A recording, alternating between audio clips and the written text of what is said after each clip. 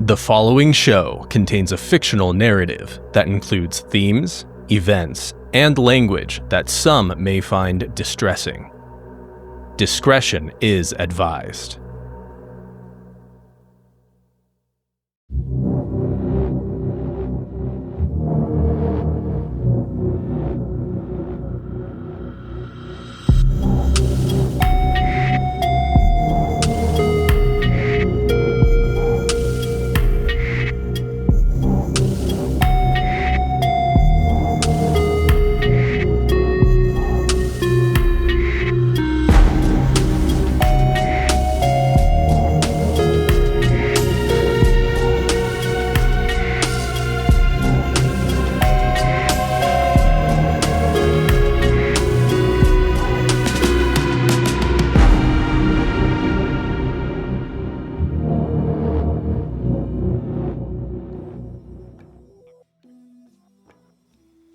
Welcome all to another episode of Make Phone Calls If You Wanna. It's all safe and good and fine.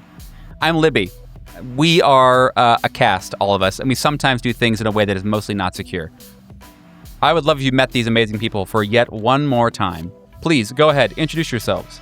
Hello, my name's Ty, and I actually put Trojan Magnum condoms on my landline. So my line is secure. I play Deputy Marshal Reed Hollis, and that's all that you need to know about me right now. So you should wrap your cell phone so you can practice safer text. Okay. Hey guys, I'm Charlie. I'm from Canada, so we don't have phones, so there's no problem being secure. I play Agent Meridian. Hey y'all, I'm Andy, and I am playing Merchant and Alexander Shoemaker. And I'm playing Sunshine, all wrapped in one. And I feel like my brain is the least secure thing in this show.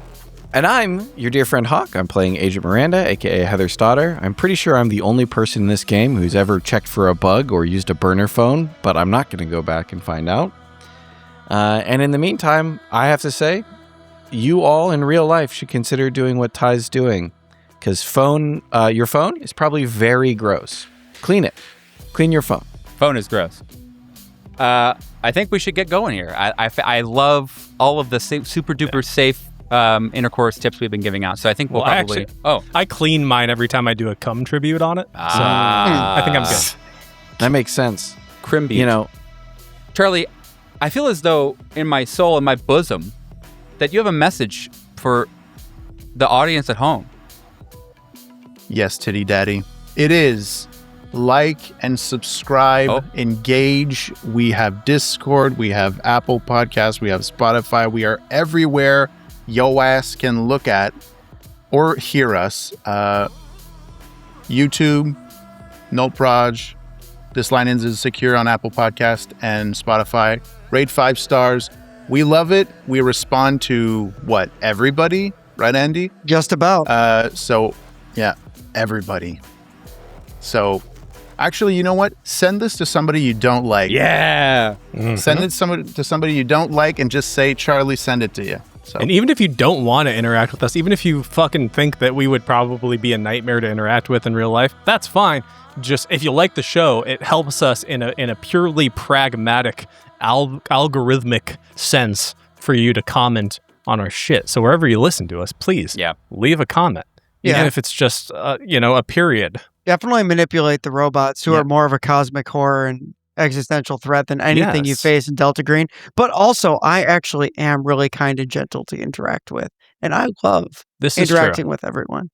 That's awesome. Do it, or I will slap my neighbor's dog. And manipulate the robots so that we can use the robots to manipulate our titties. Sorry. Damn. Hawk, give us the recap, if you would not mind very much. That would be great. Thank you very much. Absolutely. Moving down the street, moving right along, traveling through the city. Millstone leading the way to a little townhouse where we met a lovely family.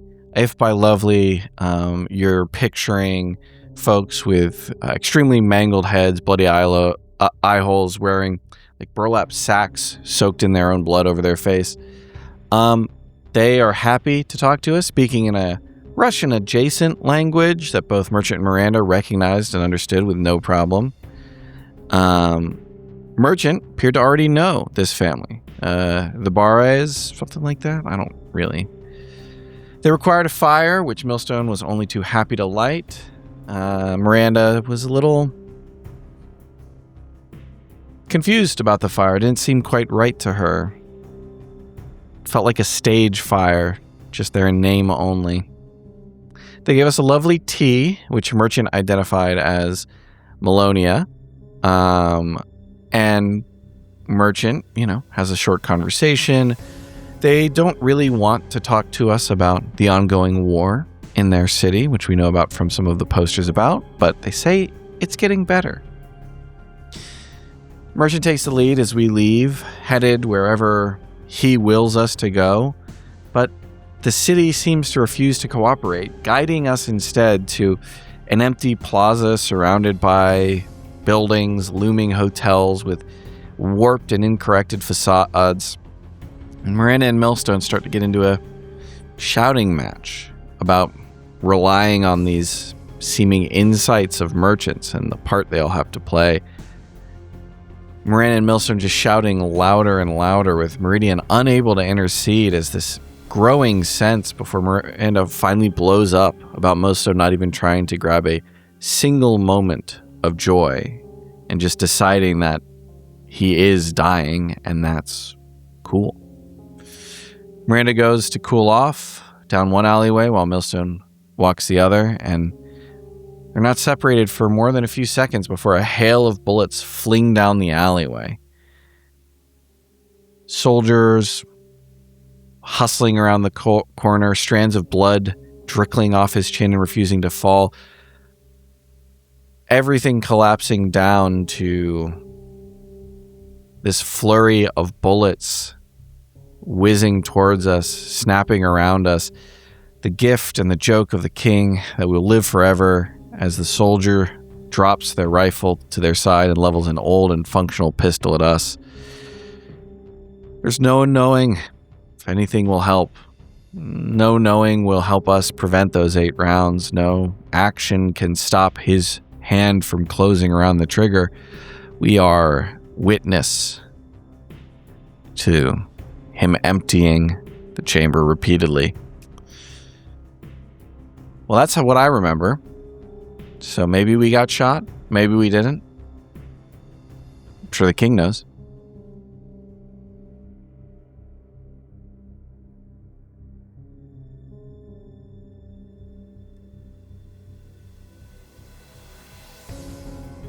Act the 4th, Scene the 9th.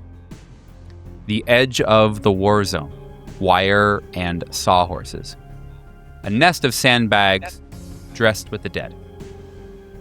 The soldier lies among them, holding his breath as he has always held it. The 4 enter through the gap in the wire, as they always enter, in the same order, believing it is the first time. The soldier rises, bleeding from the nose and the mouth, smiling as required. He says, "There you are. There you are at last. Do you know how long a man can lie still?" The soldier discharges his pistol, 8 rounds. And there on the page, underlined twice in pencil by a very careful hand, a stage direction. Millstone does not die here. Millstone. The pistol empties into you, all 8 rounds. You feel each one arrive like a knock on a door that doesn't open. They're in your coat. They're in the air around you. One is resting against your sternum. Warm, spent, polite. You are standing. You are always going to be standing. And somewhere very high above the street, something looks up from what it was reading. The soldier was not given that line. The pistol, the 8 rounds, the grin. None of it is in the scene. He interjected.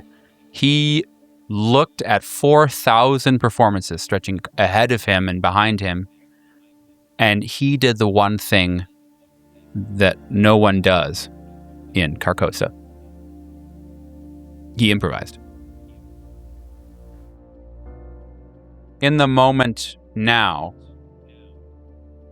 Reed, you know that you are in fact part of this ad-lib. You've been drawn into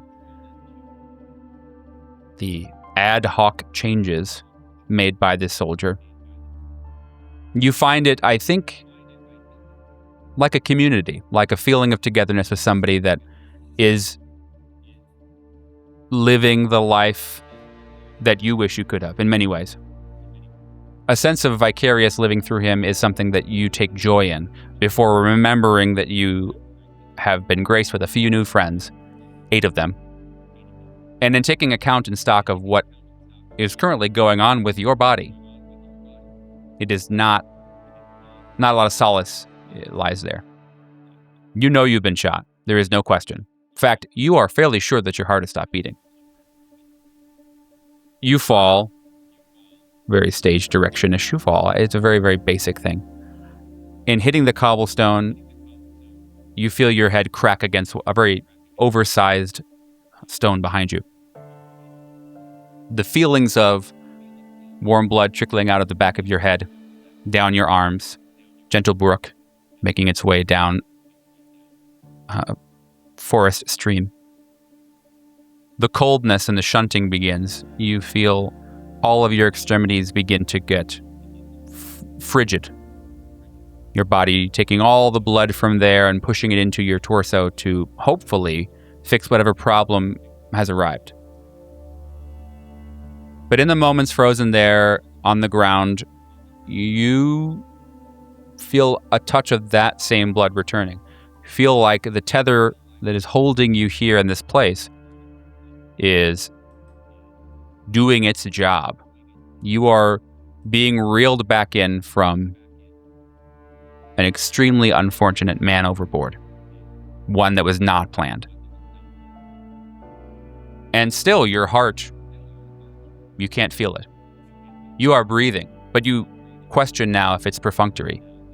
You question if you even need to do anything ever at all, again, because you have, for all intents and purposes, fulfilled the checklist that one fills out just before the pearly gates, or the ones made of, I don't know, sinewy gates of hell? That sounds like it's a thing.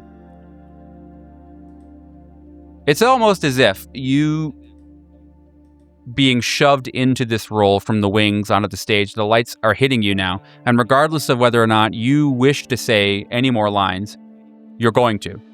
You are going to. There is no option here where the spotlights go off or where you get the shepherd's hook and pulled back into the safety of the wings. You're now on stage, and as unfortunate as it is that you are there speedily and with little time to prepare, you feel as though you have no choice but to get up.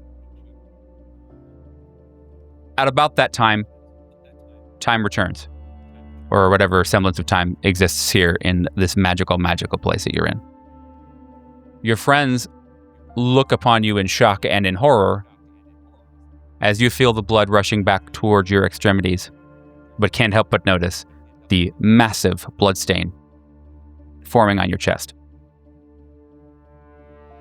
Reed is completely dazed. He, rather than sitting up, he just kind of scritches his neck up to look around him and see the people around him.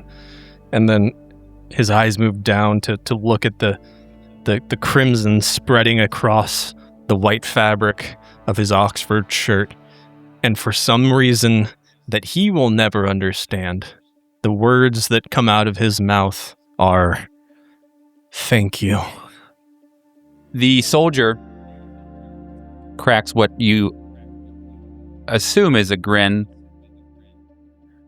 I suppose it's probably easy to tell that it's a grin, actually. The difficult part is the intention. You're not sure if it's the ecstasy of release, the ecstasy of being gone from this place that maybe he has experienced in this moment.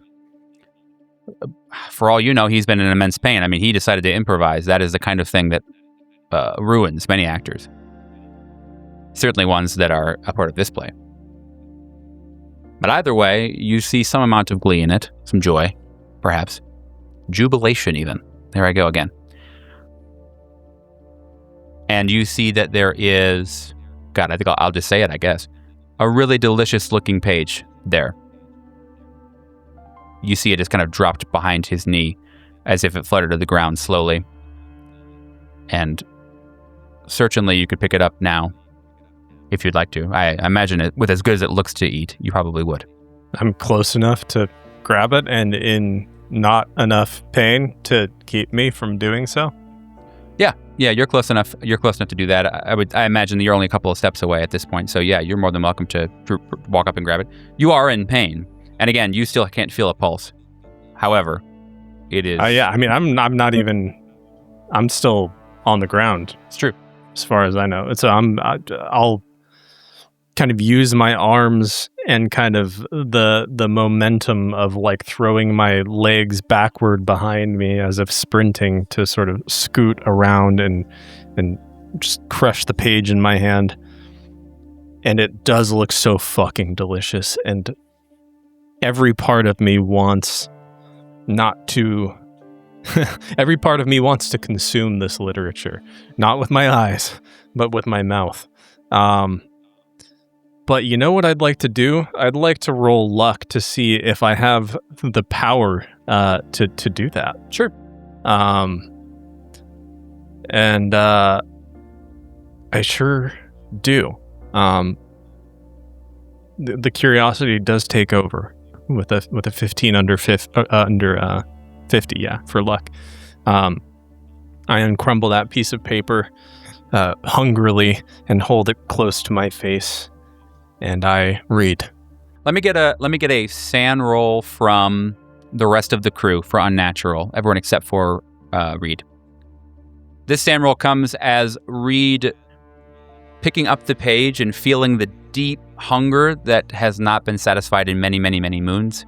It radiates through the street out to each of you, draws up your legs like a spider on a web, and grips your stomach and really your entire chest, everything in your stomach, everything just cramps all at once, desiring so deeply to be fed.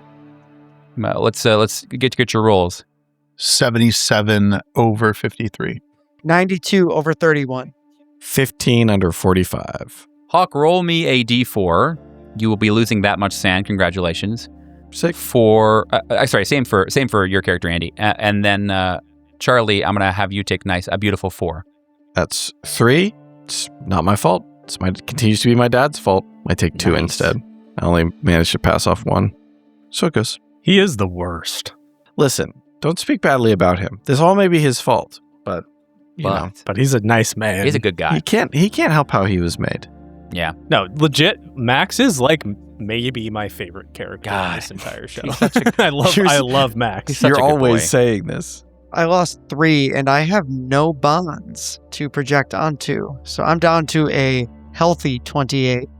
Oh, yeah. I got no strings. I got no strings. Delicious. Yeah. And so for those who are listening very, very intently at home or watching, I know that I had both a failure and a success. Roll a d4 and then take damage. That's not a mistake. Welcome to Carcosa. Uh-huh. So yeah, I guess now the important part after maybe you hear your friends recoil a little bit. I'm not really sure, but you focused on the page. You see that it is soft at the corners, like somebody has been working the edges and folding it and unfolding it and folding it again. It's lived in and out of a pocket, much the way that you are messing about with it now. It's a little bit crinkled, but you can definitely see, and maybe you even follow the lines yourself, in that they are very, very, the lines are well wrote. It's supple. Indeed. And full of body oils. Mm-hmm. Sounds fucking delicious. Lickable. Gee, I just said lickable. Fuck me. Wow. I will be sending you a beautiful private message as to what is on the page, and you, if you would like to share, you may do so. That's just a picture of your cock, Libby. I need you to stop doing this. I will not. It's dick butt. Thank you for asking. But reads the lines of text written on this page over and over, and they bring such warmth and such reassurance to him, and he looks at them, and it's almost as if they begin to glow, and then he looks up and past the page and sees the thing, the concept, the whatever it, he, she, they are, the thing that used to be, or maybe still is, Alexander Shoemaker, and that same auric glow seems to emanate, that same halo from behind his head. And he says again, he says, "Thank you. Thank you." And he crumbles the paper back up and he puts it in his mouth and he chews, and he's never tasted anything so delicious. So delicious, in fact, and so wholesome and so pure that he feels the need to consume it in a more healing way, in a more holistic way, in a way that's more intimately tied to the divergence from the script that he finds himself in at this moment. And so he takes the masticated wad out of his mouth and he pulls off little wet bits of fiber, and he begins to try to insert them into the hole in his chest. He's sealing his wound. While that is occurring, Merchant is experiencing both a flashback and a flash forward. He is flashing back to the days in which he was a doctor. And this is a person who needs medical attention, someone that he has fondness for. And so there is a part of him that the shakes begin. He starts to tremble as he crawls over himself and runs and tries to get to Millstone, while also having experienced sand loss, is also having a flash forward to the sunshine he is becoming. And if you were to look at his body, you would think he's rushing. He's urgent. But if you were to look into his face, you would see nothing but a peaceful smile. Not even hearing the sound of his breathing, just a portrait of someone who is exactly where he needs to be at exactly the right time and is in no rush at all. The jarring disparity between the flash forward and the flash backward collapsing into chaos as Merchant runs up and begins to search the wounds. While insane, he did still get a 25 under 60 for first aid. Yeah, the term is that I'm aware of is to rake the body for wounds, to check after like a traumatic or combat instance, to, because some folks don't know that they've actually been shot, and the adrenaline dump happens, and then there's a whole slew of bad things. Yeah. So you rake across to see where he has been shot, and I would imagine, do maybe some preliminary things to treat shock, or like, maybe some maybe you could, I'm not sure if you have anything with you, probably not, but maybe using some bandage from like ripped shirt, or maybe you see some fabric, very basic things. And in checking the body for wounds, you find 7 entry points. I'm not exactly sure if you're worried right now about finding the exits, but you find 7 entry points. You very well may be missing the 8th. It's extremely possible. There is a lot of blood. There's a kind of spreading, it's still spreading across his chest and back. You gather that he took 3 of these 7 or 8 rounds in the arms, a couple of lower arms and one shoulder, which is just smack dab on the shoulder, so the cuff has to be shattered. It would be, just looking at it, you are recoiling with how much pain a person should be experiencing when a rotator cuff is shattered. That said, even in assisting with some basic, like rudimentary shock treatment and moving, Reed's body and checking for motion, it is either not hurting him or he has some kind of nerve damage there. Like, he is perfectly fine to not only have you move his arm, but you maybe even ask him to move it just to see how much he's got. He can move his arm freely. He's not recoiling from severe pain. So he's got those 3. There are 2 that seem to have hit him on his left inner thigh. A typically very, very, very poor place to be shot. Well, sorry. I guess if you're shooting somebody, it's a good place to shoot them. The femoral artery kind of hangs out in that general area, and that's not great. They rip through. These are through and through. You can see they're just flesh wounds. And he is likely losing the most blood here. His left pant leg is just totally saturated with the reddest of blood. And you gather that his suit, I think we said he was wearing a suit. The pant leg that was black is now this almost undetectable, unless you're looking, crimson. The other 2 or maybe 3, hard to tell, shots hit in the T, the center of human mass that a person would train to shoot for in a soldier's or war situation. 2 of them are puncturing the right lung. You're almost sure. In fact, you can see an odd rise and fall in the chest, indicative of tension pneumothorax, or he's having a very, very hard time, or should be having a hard time breathing. In fact, he should feel like he's kind of being drowned. But he's not. Still, again, in fact, when you listen at his chest, if he let you listen that close to his chest, you would hear the sound of one lung rising and falling and the other one kind of just flailing around. The last shot is as about a square shot at the heart as is possible. It tore through, and you can find the exit wound here. You gather maybe it bounced around the ribcage for a moment as it tumbled out the back. He's got a nasty exit wound from this one.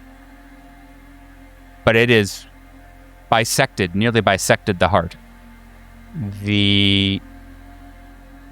I would imagine that as you're raking and your finger dips into one of the wounds, you would feel the thudding associated with fibrillation, the thudding associated with a heart that's not beating right.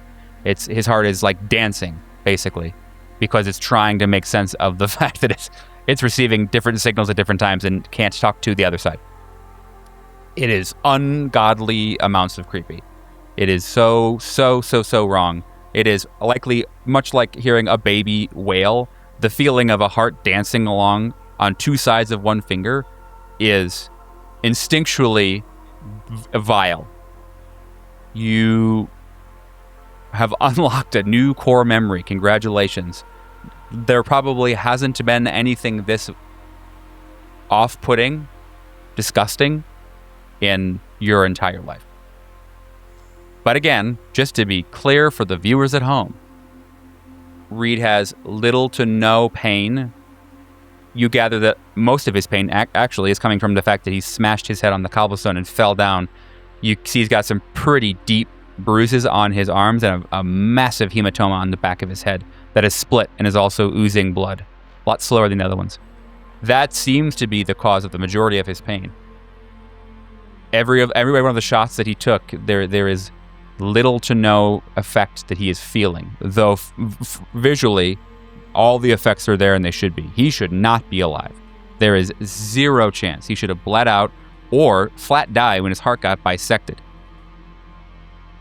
That is all. And to drive that home, I mean, Reed's not actively working against you as you try to assess him medically, but he is still engaged in the exact same activity that I described earlier. As you rake for wounds, I'm pressing wads of paper into that same wound, that final wound described. So you actually kind of have to push my fingers out of the way to get that nice feeling of heart on both sides of the same finger. And as I frantically say, did you write this? Did you write this? I love you. I've loved you 1,000,000 times, and I'll love you 1,000,000 more. It is in this moment that a rational Alexander Shoemaker would just go running screaming into the night. Fortunately, it's been several episodes since Alexander Shoemaker has been rational and is overjoyed at someone joining him in his way of seeing things. And so upon hearing the words that Reed is saying and still unable to speak, Merchant simply holds on to Reed, and just almost like welcoming him to a different world, welcoming him home, maybe, and looks at. Did I write this? You're feeling deja vu, certainly. Again, the way the page is folded and the way that it's been worn with hand, you are pretty sure that yes, you in fact had some part in the creation of this meal. But it is not like a page from his adaptation of A World Without Doors, or it's not like something a distinct memory. It is not. Looks down at Reed and said, I promised you a better ending. I have died for a better ending for you.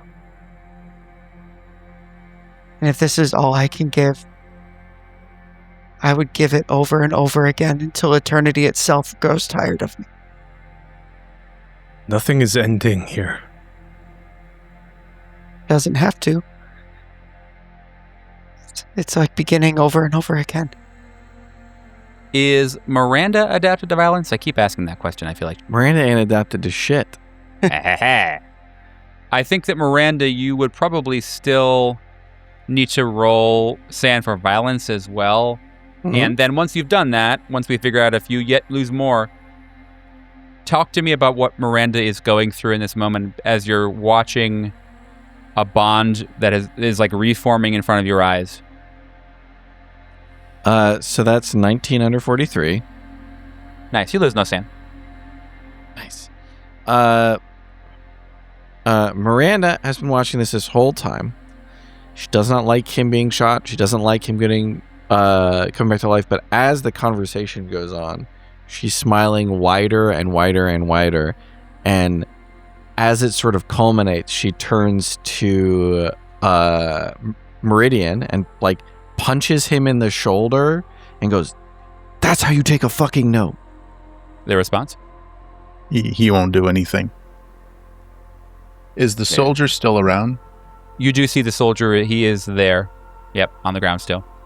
Something about his structure, something about him has changed. It's not, I mean, I guess I'm not sure how close you are specifically or actually. Again, I'm envisioning in my brain that Reed here was the closest one. That's why he got, well, that is a reasonable reason here. Haha, Libby's so good at talking. It is a very, very reasonable assumption to make that that's why Reed was shot, is that he was closest. So if you are a little bit away, you can see that he's still there and certainly has not moved. If you did see also that he is covered in what seem to be wounds as well, so it seems likely he has passed away. However, he does look differently. You'd have to walk closer to see why that is or what's going on. I will. Great. Do you want to approach like with a weapon out and aimed so that you could take a shot and kill him if you had to? Yeah. Or okay. Gotcha. You take a few steps forward. Maybe you're just past or in line with Millstone and Merchant embraced, and in looking down, it seems like this soldier has been tortured. Now, if you look at him, it seems like his blood has been drained. He looks kind of like a dried fruit. He is shriveled and wrinkly everywhere. You see that he has these super grotesque gaps in his hair, almost as if somebody tried to scalp him, but did not take the muscle relaxer they're supposed to take before doing so. It just jagged and it is vile. He also seems to be completely free of fingers. You look at his hands and he's got stumps of different size and variety at each of the base of his fingers.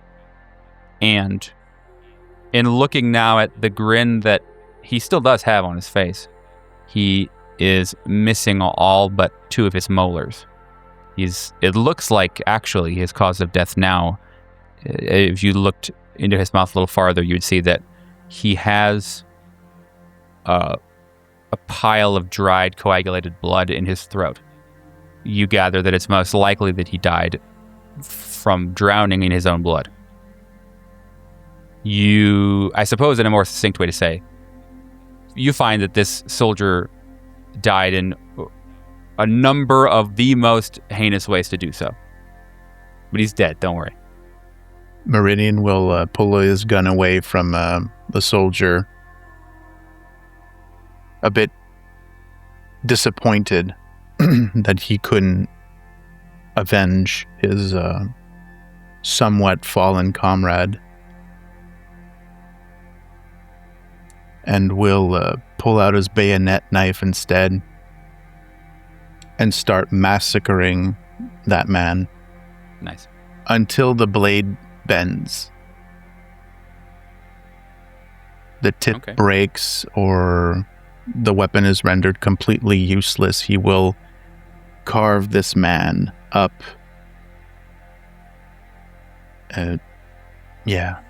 With rage. Like untapped rage. So disappointed that it wasn't him that took him out. It was life itself. You know, I kind of like the fact that we did not get a description of exactly the things you're doing. Number one, this show is already grotesque enough, right? Calm down, viewers. Second of all, I like it because I think that it has a lot of the same power that other games or other campaigns have. When there is something that is grotesque and the antithesis of humanity, but we don't get to see it, I believe that gives it a lot more power than it ever has. So if all of the audience were there, if I were there, if the whole audience were there watching you do what you are doing right now, there's no question that all of us would question whether you, Meridian, were a human. Your behavior is new, completely. And exactly as disgusting as it is that you need. The only thing that stops you is the failing of your equipment.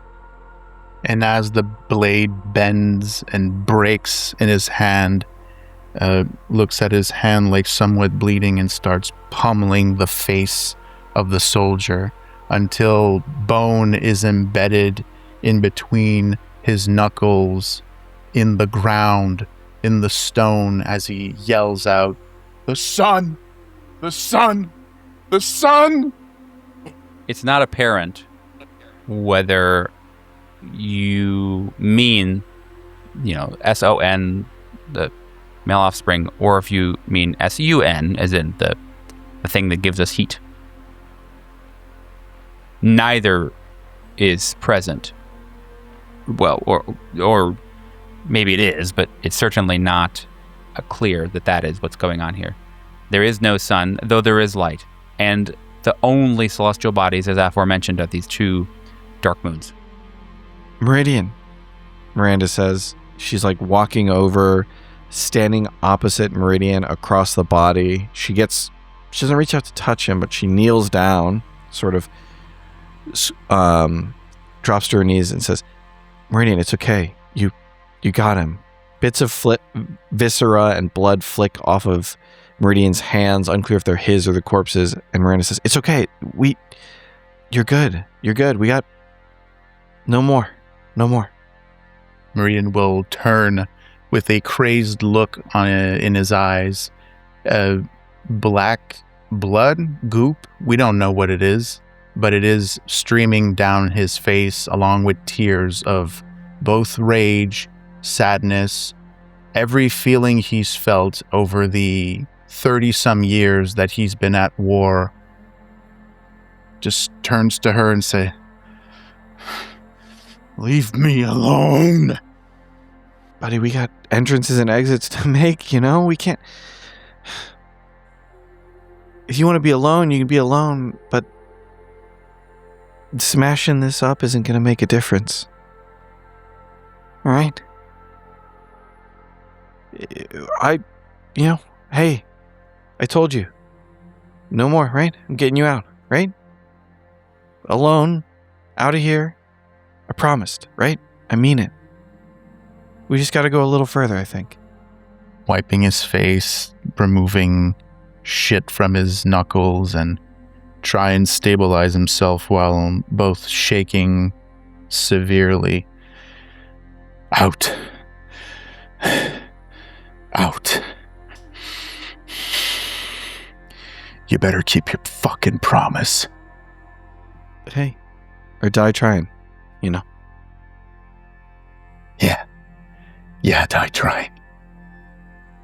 At about this point, the words that were shouted by Meridian strike the inside of Millstone's brain, your cranium, with the force of a very, very, very large and imposing mallet. Your vision skews a little bit. You hear ringing, almost actually as if you had the voice of Meridian in your head and the gain was turned all the way up. The sound of clipping and audio scratching and ending itself dribbles around the inside of your skull. Just roll me some willpower. Roll me some pow times 5, please. That's going to be a 14 under 75. You manage to gather yourself. You do not fall to the ground in a fit of vertigo or begin vomiting from the nausea, but you certainly do feel as though you were just given the weight of the words. You didn't quite connect them, but you were delivered the extreme weight and desire that those words held. You each hear the sound of the shell before it impacts. The street seems like it jumps. Not you, the cobblestones, the street lifts up a half inch. And it slaps back down like a struck drum head. And then the noise catches up. A boom that goes through you, through your chest and out your back, and takes the entire conversation, the moments that are being had with each other. It removes them, much like a surgeon removes a tumor. Your ears ring one clean note, like putting a finger on top of a wine glass, a wet finger on wine glass, and dust begins to settle and move from buildings that were not as close as they were a moment ago. And under this ringing, you feel deeply within you that the guns, the artillery, have direction. Behind you, left of you, ahead of you, and most of all ahead of you. The wire and the sawhorses, the soldier's body desiccated. They're 30 feet back. None of you remember walking through them. Somewhere above the street, thin and rising, a whistle. The next one is already falling. I guess we'll see if you find cover next week. Bam, bam, bam, bam, bam. Wow. My butthole is clenched. Now I may unclench. An audience I thought may we were unclench. just bombing in the colloquial sense. Oh no. No. No. We do not do that shit. But what we do is make good content and have a Discord where we hang out with our friends, dude. That's you. We do good content. You're a fucking friend of mine or whatever. So be there, be square. No, we love you very much. It's been a very nice journey. We all tonight said, an episode where we're deep into the 30s. Deep in the 30s. and it feels weird because it's been such a joy the whole time. I'm almost as addicted to this game Nope. as I am No. addicted. It's a It's sort of a mindset. mindset It's a addiction for me. mindset. I don't know. It's a you think it mindset is? thing. You think it is a mindset? It is a mindset. Join the Discord. We'll tell you what we're talking about. We will. It's an inside joke. Bitch. Deep inside. Deep inside. There he goes again, dude. Dude, they know you have OnlyFans. Just fucking stop bringing it up. Listen, cross promotions are fine when Charlie does it, but not when I do it. Coincidence? There I- he goes thinking again. that Not about what you do, it's who you know. We should leave on that note. I think that's good, dude. Charlie Peace, knows your y'all. mom. Have a great night. Good to see you Bye now. all. Good night, Hopefully my next week. lovelies. Bye. Bye. Nice. Before we sign off, I want to take a moment to talk about something very close to my heart. This podcast is about exploring darkness and fear, but in real life, those feelings can be overwhelming. I want to remind you that if you're feeling lost, lonely, or struggling, you don't have to face it alone. There are people who care about you and want to help. If you're in the U.S., you can call or text 988, the Suicide and Crisis Lifeline, for free, confidential support 24/7. Wherever you are, there are resources and there is hope. You matter and your story matters.